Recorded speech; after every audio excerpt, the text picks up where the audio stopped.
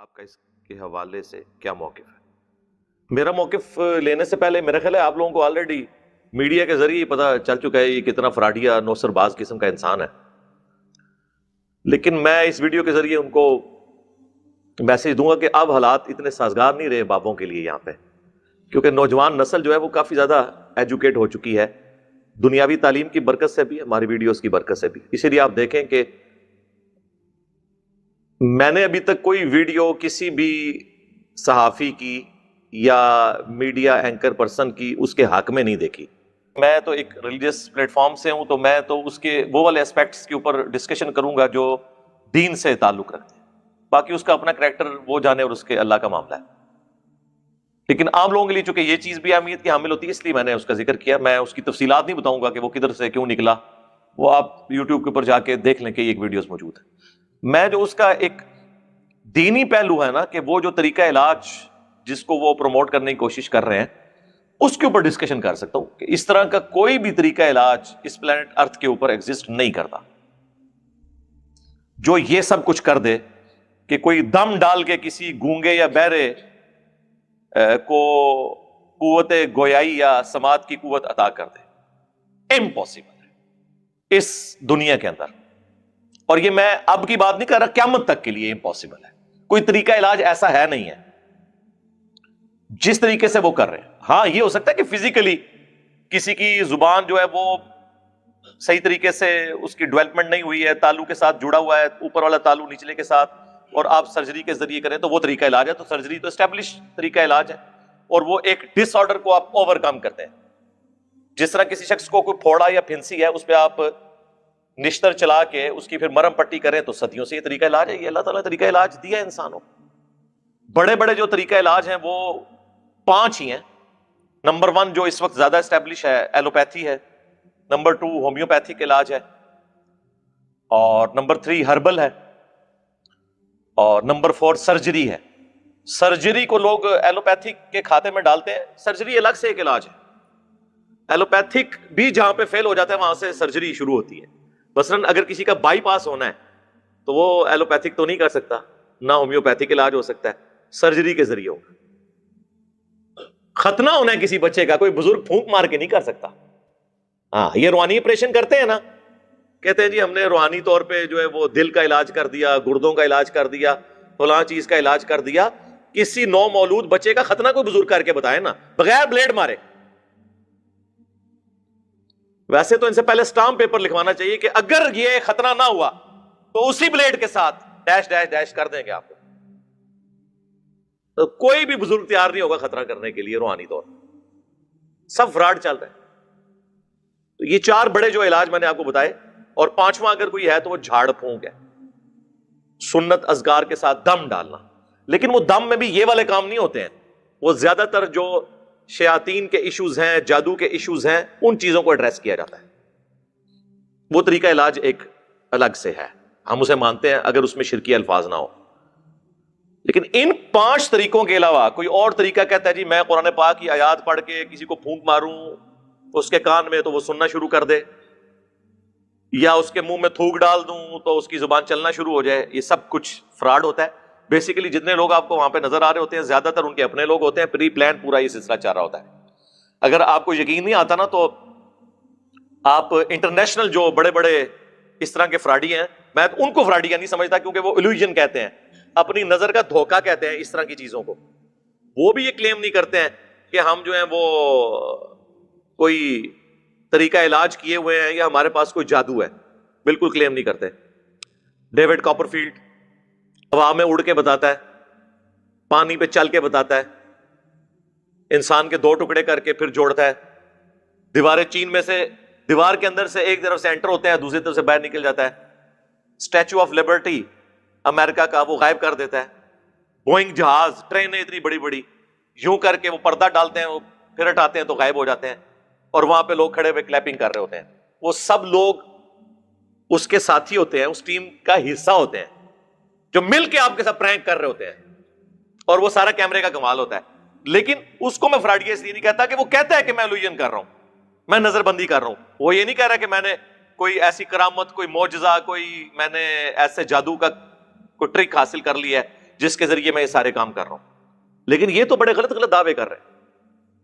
اور ہمارا پڑھا لکھا طبقہ اگر اس طرح کی حرکت کرے گا کہ ہمارے کوئی منسٹر صاحب، نیشنل اسمبلی کے اسپیکر صاحب ان کو پروٹوکول دے رہے ہوں، تو پھر باقی لوگوں کا تو آپ اس قوم کا اپنا حال دیکھ لیں کہ پھر باقی لوگ کیا اس سے درس عبرت حاصل کرنے کی بجائے اس سسٹم کا شکار ہوں گے. لیکن انشاءاللہ ہمارا کام ہے لوگوں کو ایجوکیٹ کرنا.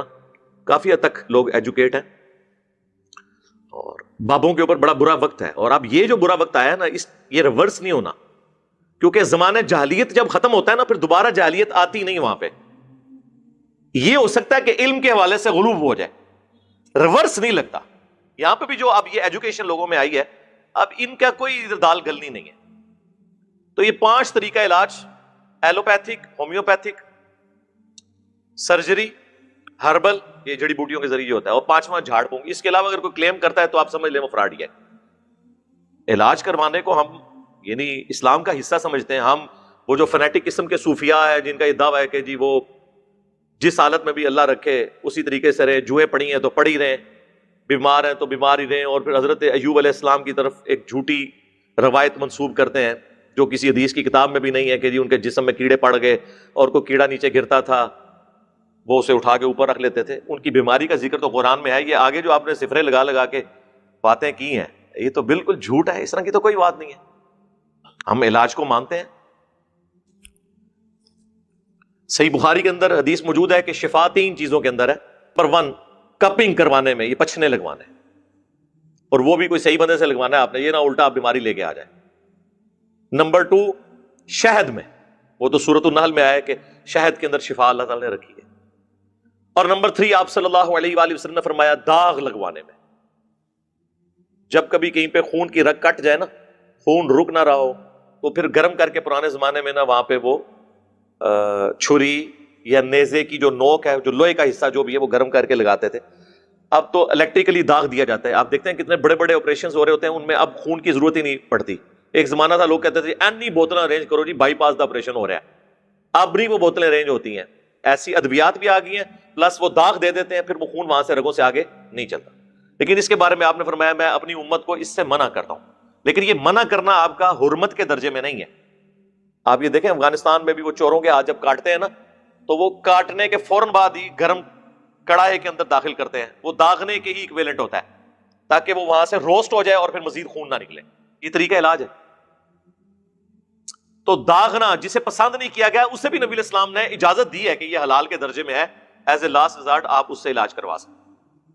جامعہ ترمذی میں حدیث موجود ہے، ابو داؤد میں ہے، مشکات کے اندر ایک پورا چیپٹر ہے، آپ کو کتاب الطب مل جائے گا 2 جلد کے اندر. ابھی سائنس جتنا کام کر رہی ہے وہ یہ کہہ رہے ہیں کہ ہم بیماریوں پر قابو پا کر انسان کی عمر بڑھا رہے ہیں.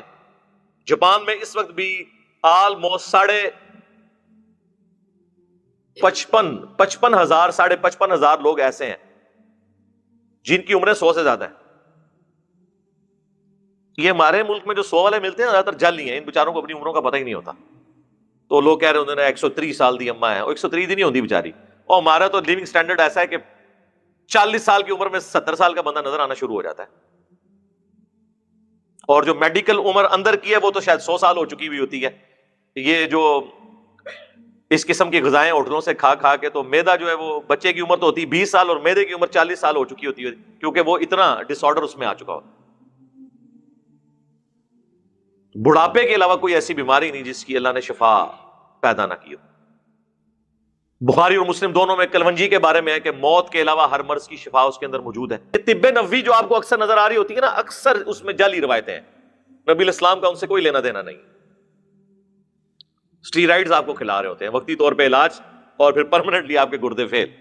الا یہ کہ کوئی بندہ رسپانسبل ہو، جس طرح ہمارے حکیم سعید صاحب تھے رحمہ اللہ تعالی، ان کی بڑی خدمات ہیں اس حوالے سے.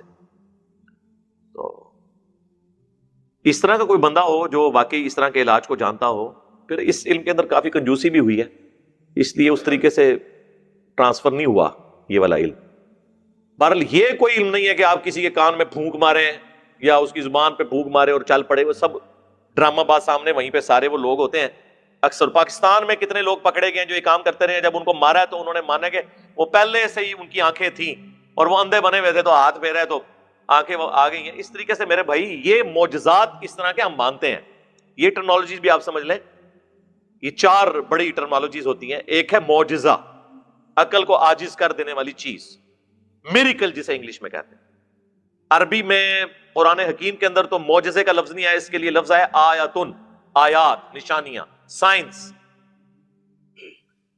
جس طرح کہ عیسیٰ علیہ السلام کو اللہ تعالیٰ نے معجزات دیے تھے، مردوں کو اللہ کے اذن سے وقتی طور پہ وہ زندہ کر دیتے تھے، وہ ان کی رسالت کی گواہی دے کے پھر مر جاتا تھا. یہ نہیں تھا کہ دوبارہ زندگی اس کی شروع ہو جاتی تھی، نہ، جو دنیا سے چلا گیا وہ واپس نہیں آ سکا. پیغمبر بھی اسے واپس نہیں لا سکتا، وہ وقتی طور پہ معجزہ ہوتا تھا اور وہ کہتا تھا یہ حضرت عیسیٰ علیہ السلام اللہ کے پیغمبر ہیں. جس طرح کوئی پتھر بول کے کہہ دے، گواہی دے دے، تو یہ معجزات کو ہم مانتے ہیں، لیکن صرف پیغمبروں کے حق میں، کیونکہ پیغمبروں کو اللہ نے منوانا ہوتا ہے. کس لیے؟ اپنے تعارف کے لیے. پیغمبروں کے بعد کسی کو اللہ نے منوانا نہیں ہوتا، اس لیے وہ دوسری ٹرم اس کے لیے یوز ہم کرتے ہیں، کرامت. کرامت کا مطلب ہی ہے کہ کسی کے اوپر اللہ کا کرم ہوا، اللہ نے اس کی عزت افزائی کی، اس نے کوئی دعا کی اور وہ قبول ہو گئی. کرامت اور معجزہ الگ چیز ہے. معجزہ بھی کوئی کر کے نہیں دکھا سکتا جب تک کہ اللہ تعالیٰ کی طرف سے اذن نہ ہو جائے. مثلا جب موسیٰ علیہ السلام کے بارے میں قرآن حکیم میں کئی جگہ یہ واقعہ آیا ہے، سورۃ القصص کے اندر، سورۃ الاعراف کے اندر، سورہ طٰہٰ کے اندر. جب اللہ سے ان کی پہلی ملاقات ہوئی ہے، اس کی کیفیت اللہ بہتر جانتا ہے. اور اللہ تعالیٰ پوچھا ہے تیرے ہاتھ میں کیا ہے؟ انہوں نے کہا عصا ہے، میں اس سے جو ہے وہ اپنی بکریوں کے لیے پتے جھاڑتا ہوں اور بھی باقی کام بھی اس سے کرتا ہوں. تو اللہ تعالیٰ نے فرمایا کہ اسے زمین پر پھینکو. وہ پھینکا تو اتنا بڑا وہ اژدہا، سانپ یا اژدہا کوئی بہت بڑی اس طرح کی ایک چیز بن کے سامنے آیا. تو قرآن کے الفاظ ہیں موسیٰ علیہ السلام بھاگ گئے، اس سے ڈر کے بھاگے. اگر موسیٰ علیہ السلام نے وہ خود بنایا تھا تو وہ پھر ڈرے کیوں؟ اس کو آپ مثال سے سمجھیں. چھوٹا بچہ جسے یہ نہ پتا ہو کہ ماچس کی تیلی کو ماچس پہ رگڑنے سے ایک دم آگ نکلتی ہے، جب پہلی دفعہ وہ آگ نکلے گی وہ بھی بھاگ جائے گا، لیکن اس کے بعد وہ کھیلتا رہے گا کیونکہ وہ یوز ٹو ہو جائے گا. تو پہلی دفعہ حضرت موسیٰ علیہ السلام کا بھاگنا اس بات کا ثبوت ہے کہ انہوں نے خود کچھ نہیں کیا تھا، ان کو تو پتہ ہی نہیں تھا میرے ساتھ کیا ہونا ہے. اور اس درجے تک قرآن حکیم میں آیا کہ جب وہ سمندری جھیل کے کنارے پہنچے تو قوم نے کہا کہ موسیٰ مروا دیا نا تو نے، پیچھے بھی موت آگے بھی موت، آگے سمندری جھیل پیچھے فرعون کی فوج. اور موسیٰ علیہ السلام بھی اپنے دل میں گھبرا گئے. تو اللہ فرماتا ہے ہم نے ان کو وحی کی کہ یہ جو عصا تیرے ہاتھ میں ہے نا، اسے سمندر پہ مار اور تیرے لیے راستہ بن جائے گا. انہوں نے مارا، راستہ بن گیا. مجھے بتائیں یہ اللہ کو کہنے کی ضرورت کیوں پیش آئی؟ اس لیے کہ موسیٰ علیہ السلام کو نہیں پتا تھا. وہ یہی سمجھتے تھے کہ میں جب اس کو پھینکوں گا نا یہ اژدہا بنے گا. ان کو یہ پتہ ہی نہیں تھا کہ اس سے یہ کام بھی ہو سکتا ہے. اور اگر وہ کر بھی لیتے راستہ نہیں تھا بننا جب تک اللہ کا اذن نہیں ہونا تھا. آج مجھے بتائیں موسیٰ علیہ السلام کا اگر اوریجنل اژدہا بھی ہمارے پاس آ جائے، آپ اسے امام کعبہ کے ہاتھ میں دے دیں، ویٹیکن سٹی میں بیٹھے ہوئے پوپ کے ہاتھ میں دے دیں، وہ بھی موسیٰ علیہ السلام کو مانتے ہیں نا، یا یروشلم میں بیٹھے ہوئے کسی یہودی ربائی کے ہاتھ میں دے دیں تو وہ دوبارہ سے اژدہا باندھ سکتا ہے؟ اس کا مطلب ہے اس کے اندر بھی کوئی خوبی نہیں تھی. اللہ نے جب تک چاہا اس وقت تک تھی، جب نہیں چاہا تو نہیں. تو یہ ہے کانسیپٹ. یہ کوئی کمپیٹنسی نہیں ہے کہ کوئی شخص حاصل کر لے. اس بات کو آپ سمجھیں. تو یہ معجزات اللہ تعالیٰ، جس طرح حضرت عیسیٰ علیہ السلام کے بارے میں آیا کہ وہ جو کوڑی تھے، مادرزاد، اندھے تھے جن کے ڈھیلے بھی نہیں ہوتے تھے، ہاتھ پھیرتے تھے تو شفا ہو جاتی تھی اللہ کے اذن سے. مٹی کی مورت میں وہ پھونک مارتے تھے، سورۃ المائدہ میں، سورہ آل عمران میں ڈیٹیل کے ساتھ آیا، تو وہ اللہ کے اذن سے پرندہ بن جاتی تھی. تو یہ سارے پیغمبروں والا معاملہ ہے. اولیاء اللہ کے ساتھ کرامت ہوتی ہے، کوئی دعا کی تو قبول ہوگی. کئی ایک کرامتیں موجود ہیں. دلائل النبوہ امام بیہقی کی کتاب میں انس بن مالک کے بارے میں آتا ہے کہ ان کو کسی نے آ کے کہا کہ حضرت اپنا بندوبست کر لیں، اس دفعہ قید سالی ہوگی. اپنی زمین میں کھڑے ہو کر انہوں نے اللہ سے دعا کی کہ اللہ بارش نازل فرما. گھر آئے تو اپنے خادم کو کہا کہ جا کے دیکھو بارش ہوئی ہے کہ نہیں، کانفیڈنس لیول دیکھیں. تو وہ آیا، اس نے کہا حضرت آج صرف آپ کی زمین پہ بارش ہوئی ہے، بادل آ کے اور چلے گئے. تو دعا مانگ. انہوں نے کہنا تھا کہ انس بن مالک اتھو ٹورے دعا مانگ چھنگیاں، انہوں نے اینج اشارہ کیتا، بدل بلائے، بارش کرائی، واپس آ گئے. عبد القادر جیلانی کے بارے میں اس طرح کے جھوٹ منسوخ کرتے ہیں. انج کچھ بھی نہیں ہوتا بھائی میرے. میں کسی کی تو بات نہیں کرتا، اپنی بات کرتا ہوں. میری بزرگی پہ لعنت ہو اگر میں نگاہ مار کے کچھ کر سکتا ہوں اور میں یوٹیوب سے، فیس بک سے، واٹس ایپ کے اوپر نبی علیہ السلام سے متعلق گستاخانہ ویڈیوز نگاہ مار کے ڈیلیٹ نہ کروا دوں، لعنت میری بزرگی کو. یہ بزرگی کس دن کام آنی ہے؟ ہمارے بابا جی کہا کرتے تھے نا، خادم رضوی صاحب رحمہ اللہ، کہ جی امام مالک فرماندے نے امت مر جائے اگر نبی دی گستاخیاں ہو رہی ہیں، کہندے سن نا. ہم کہتے ہیں بابا جی امت بعد وچ مرے، پہلے بابے مرن جنہ دی ڈیوٹیاں نے، انہوں نے نبی دا کلمہ نہیں پڑھا ہویا. بابے کیوں نہیں مرتے؟ پہلے وہ بابے مر جان جنہ دی ڈیوٹیاں نے، جتھے وہ ہارڈ ڈسک سیف ہیں یوٹیوب کی، اور وہ نگاہ مار کے حضور کی وہ ویڈیوز نہیں ڈیلیٹ کرواتے. ہم کیوں مریں؟ بابے پہلے مرن نا. کوئی کچھ نہیں کر سکتا، دنیا بقدر ایفرٹ ہے میرے بھائی. اس طریقے سے نہیں ہونا، نگاہ مارنے سے کچھ بھی نہیں ہونا. خیر یہ تو میرا فیوریٹ ٹاپک ہے، میں اور طرف چل پڑوں گا. تو وہ کرامت دوسری چیز. تیسری چیز الوژن ہے جو ڈیوڈ کاپر فیلڈ اور وہ کرتے ہیں، وہ جو نظر کا دھوکہ. چوتھی چیز جو ہے وہ جادو یا استدراج اسے کہا جاتا ہے ٹرمنالوجی کی طور. اس سے بھی کچھ اس طرح کے وقتی طور پہ کسی کے اوپر سحر بندی، نظر بندی ہو سکتی ہے. قرآن حکیم میں ہے کہ وہ موسیٰ علیہ السلام کے مقابلے میں جب جادوگر آئے انہوں نے رسیاں پھینکی تو قرآن کہتا ہے کہ وہ گویا کہ سانپ نظر آئیں لوگوں کو. ایکچولی وہ سانپ نہیں بنی تھی، یہ ذہن میں رکھیں. سورۃ الحج میں اللہ تعالیٰ نے فرمایا ہے کہ ایک مکھی نہیں کوئی پیدا کر سکتا، سانپ بنانا تو بڑی دور کی بات ہے. اب تو بیولوجی کا یہ لا فائنل ہو چکا ہے کہ living things non living thing سے بن ہی نہیں سکتی. سانپ سے سانپ بن سکتا ہے، رسی نہیں سانپ بن سکتی. اور یہاں پہ یاد رکھیے گا بات کہ انبیاء کے جو معجزے ہیں نا، سائنٹیفکلی وہ ریپروڈیوس نہیں ہو سکتے، ورنہ وہ معجزے نہیں رہیں گے. معجزے کا مطلب ہے عقل کو عاجز کر دینے والی چیز. ہمارے پیغمبر صلی اللہ علیہ وآلہ وسلم کے جتنے معجزات ہیں یا اگلے انبیاء کے، سائنٹیفکلی ان کو ریپروڈیوس کرنا امپاسبل ہے، ورنہ ان کی نبوت سٹیک پہ لگ جائے گی. سائنس بڑے بڑے کرتب کر سکتی ہے، وہ والا کام نہیں کر سکتی. مثلا صحیح بخاری میں ایک صحابی کی پنڈلی ٹوٹ گئی، نبی علیہ السلام فرمایا اپنی ٹانگ سیدھی کر. آپ نے یوں ہاتھ پھیرا، کھڑا ہو. کہتے ہیں اس طرح ہوگی جس طرح آج سے پہلے ٹوٹی نہیں تھی. پنڈلی کو یوں سیدھا کر کے رکھیں، بینڈیج کریں. اس کا ایک کیورنگ پیریڈ ہے 8 سے 10 ہفتے کم از کم، اگر بڑے لیول کا ہو. یہ نہیں ہو سکتا کہ 8 سیکنڈ میں وہ جڑ جائے، نہیں، اس طرح ہو ہی نہیں سکتا. انگلیوں سے پانی کے چشمے جاری ہو ہی نہیں سکتے، جو بخاری مسلم میں میں نے نبی علیہ السلام کا معجزہ بتایا. یہ ہو ہی نہیں سکتا کہ مٹی کی بورت میں کو پھونک مارے اور وہ زندہ ہو جائے. یہ کلوننگ بھی جو ہوتی ہے لیونگ آرگن سے ہی لیا جاتا ہے نا. یہ نہیں ہے کہ مٹی میں وہ کوئی ایسا چیز مکس کرتے ہیں اور وہ کلوننگ کے ذریعے کوئی ایک بھیڑ بن کے نکل آتی ہے، نہیں. اور کریشن ایکس نہیلو جو ہے عدم محض سے وجود بخشنا، وہ کسی پیغمبر کے لیے بھی نہیں ہے، وہ اللہ کی کوالٹی ہے. کبھی نہیں آپ کو ملے گا کہ حضور نے یوں کیا اور پانی نکل آیا، نہیں. ہمیشہ ملے گا کہ پیالہ دیا گیا جس میں آلریڈی پانی تھا، اس میں ہاتھ رکھا، یعنی پانی موجود تھا، اس میں برکت ہوگی. عدم محض سے وجود صرف اللہ کی کوالٹی ہے، وہ اللہ نے پیغمبر کو بھی نہیں دی ہوئی. یہ کوئی چیز نہیں تھی تو بن گئی، بغیر مٹیریل کے کوئی چیز بن گئی. آلریڈی مٹیریل موجود تھا، اس میں برکت ہونا یہ پیغمبر کا معجزہ. کریشن ایکس نہیلو نہیں ہو سکتی. تو وہ رسیاں اللہ نے فرمایا کہ وہ سانپ ہے نہیں تھی، نظر کا دھوکہ تھا. اور پھر وہ کیا تھا کہ ایک اژدہا بنا جب موسیٰ علیہ السلام کے اس لاٹھی میں سے وہ سب کو کھا گیا. آپ دیکھیں جادوگر ایمان لے آئے، فوراً سجدے میں گر پڑے، کیونکہ جادوگروں کو پتا تھا کہ استدراج سے یہ کام نہیں ہو سکتا. وہ اپنی فیلڈ کے ایپیکس کو، بلندی کو جانتے تھے، جس طرح آج میڈیکل سائنس جانتی ہے نا کہ زیادہ سے زیادہ کیا کام ہو سکتا ہے، مستقبل میں بھی اس کے ذریعے کیا ہو سکتا ہے، اس سے آگے پاسبل نہیں ہے. اس لیے جو عقل مند لوگ ہیں نا وہ فوراً گاڈ اورینٹیڈ ہو جاتے ہیں، چاہے وہ اسے سپریم بینگ کہیں، سپر نیچرل ایجنسی کہیں، سپریم اتھارٹی کہیں، گاڈ کے ماننے والے ہوتے ہیں. ہٹ دھرمی کی وجہ سے چھوڑ دیں تو ایک علیحدہ بات ہے. تو اسے استدراج کہا جاتا ہے جو جادوگر نظر بندی کر دیتے ہیں، الوژن کہہ لیں آپ. کرامت کا زیادہ تعلق دعا کے ساتھ ہے، دیٹس آل. باقی کوئی کچھ کر کے نہیں بتا سکتا.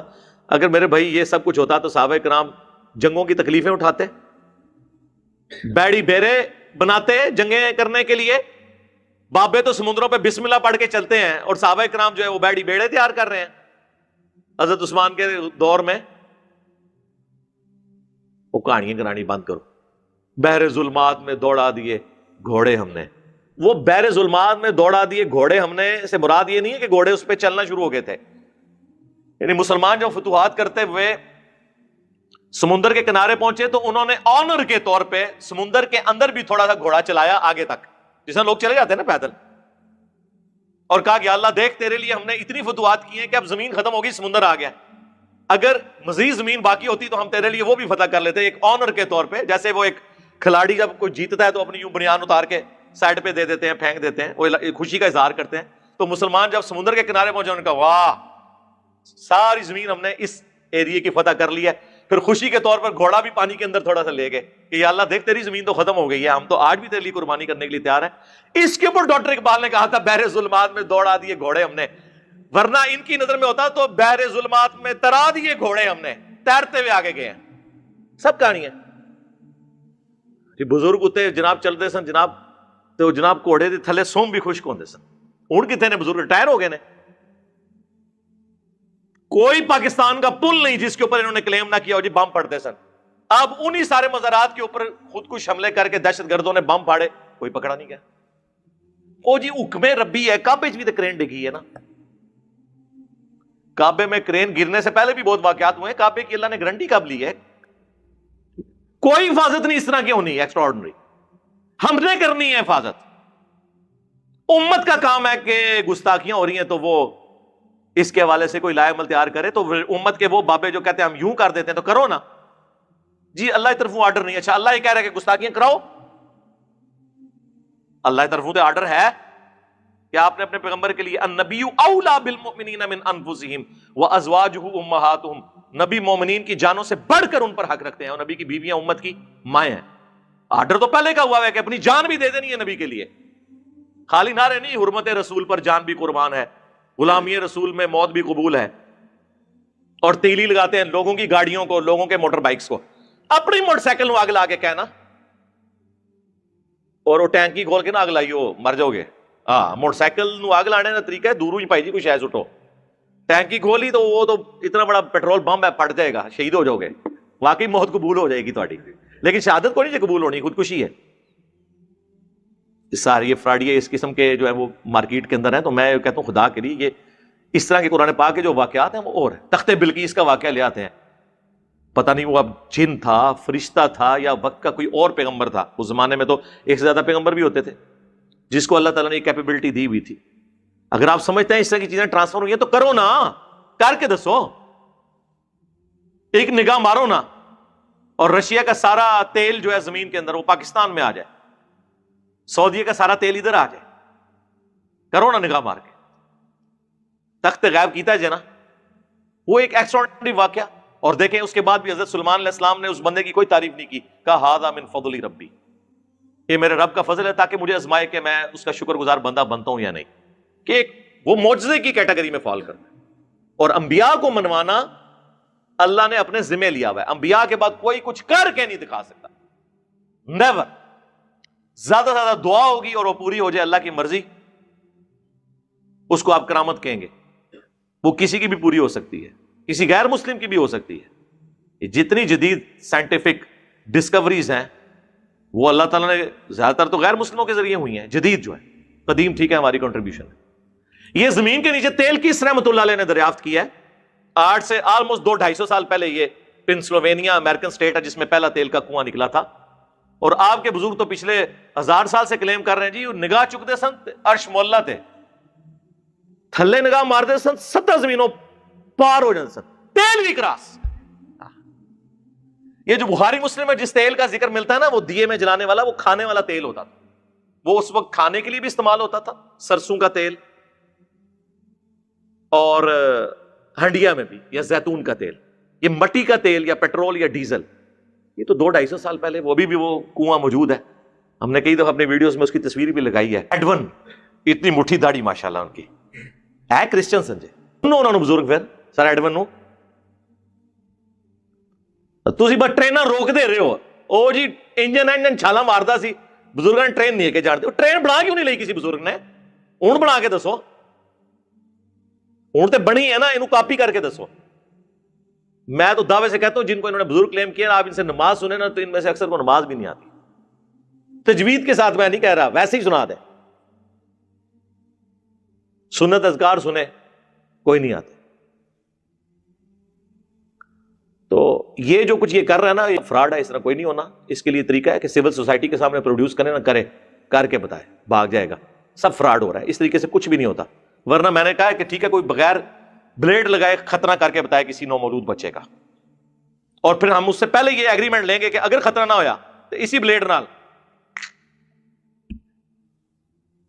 تیار ہے, آ جا. وہ جی بزرگ دل کا آ جان, او چھڑ دے دل نو. میں میکینیکل انجینئر ہوں نا, میں اپنے مشین ڈیزائن کا آپ کو فارمولہ لکھ کے دیتا ہوں, کوئی بزرگ مجھے دیکھ کے پڑھ کے بتا دے. سمجھانا تو دور کی بات ہے, صرف یہ بتا دے کہ لکھا کیا ہوا ہے. اس طرح علم ٹرانسفر ہوتا ہے میرے بھائی, ایسے کچھ بھی نہیں ہوتا. محنت کرنے سے چیزیں حاصل ہوتی.